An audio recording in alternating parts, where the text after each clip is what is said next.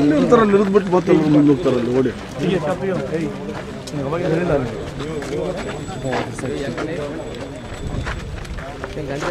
ಮುಂದುವರೆದಿದೆಯಲ್ಲ ಕರೆಕ್ಟಾಗಿ ವಾಚ್ ಮಾಡಿ ಇನ್ನು ಯಾವ್ಯಾವ ಕೇಸಲ್ಲಿದ್ದಾನೆ ಅಂತ. ಅವನಿಲ್ಲೇ ಪೊಲೀಸ್ ರೈತರಿಗೆ ಇಷ್ಟು ಆ್ಯಟಿಟ್ಯೂಡ್ ತೋರಿಸ್ತಾನೆ, ಹೊರಗೆ ಬಿಡ್ತಾನೆ.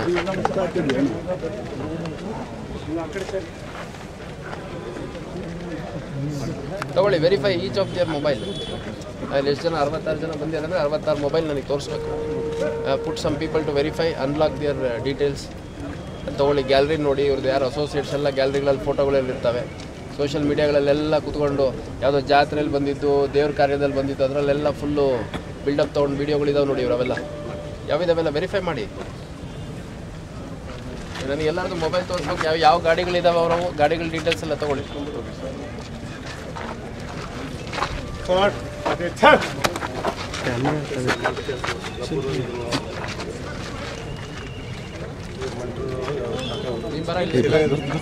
ಬರುತ್ತೆ ಕ್ಯಾಮ್ರಾ ಇತ್ತು.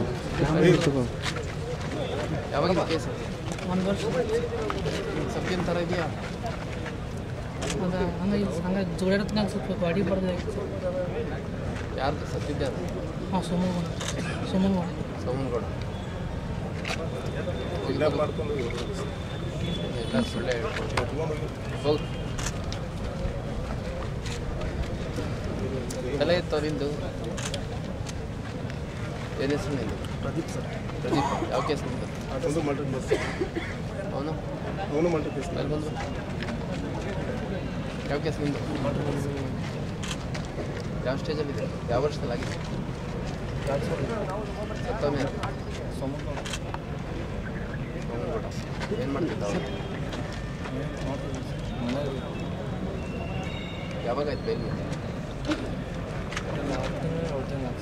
ಇದಾಗಿದೆ ಕೇಸ್ ಆಗಿದೆ.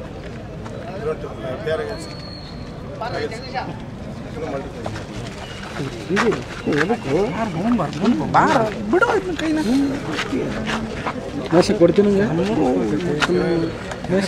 ಮೊಬೈಲ್ ಆಟೋ ಡ್ರೈವರ್ ಕೊಡ್ತೀನಿ ಕೊಡ್ತೀನಿ. ಅಲ್ಲಿ ಹೋಗಿ ಕೊಡ್ತೀನಿ.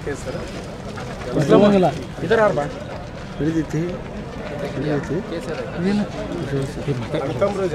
ಅಣ್ಣ ಎಲ್ಲಪ್ಪಣ ಈ ಕಡೆ ಬಾ. ಏನು ಮಾಡ್ತೀವಿ?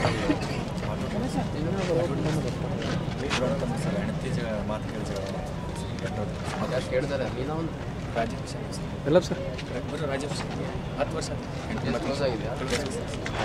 ಒಳ್ಳೆ ರೀತಿ ಏನು ಜಗಳ ಇಲ್ಲ ಕರೆಕ್ಟ್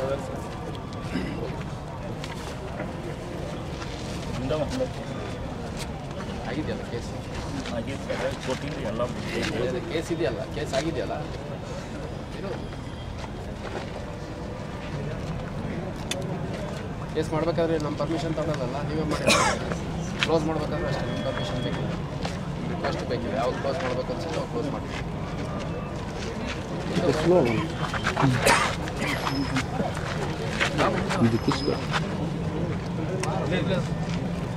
ಯಾವ ಕೇಸ್? ಜಗಳ ಸುಮ್ಮನೆ ಹೇಳಿ. ಎಲ್ಲ ಸೆಕ್ಷನ್ಗಳೆಲ್ಲ ಗೊತ್ತಿದ್ದಾವೆ ನಿಮಗೆ, ಗೊತ್ತಿಲ್ಲವೇನಿಲ್ಲ.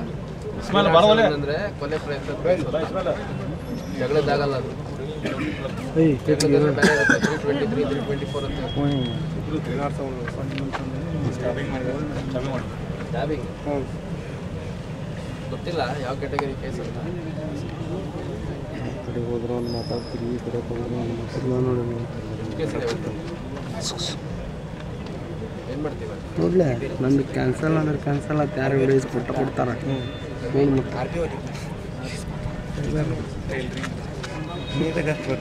ಬಿಡ ಒಳ್ಳೆಯದು.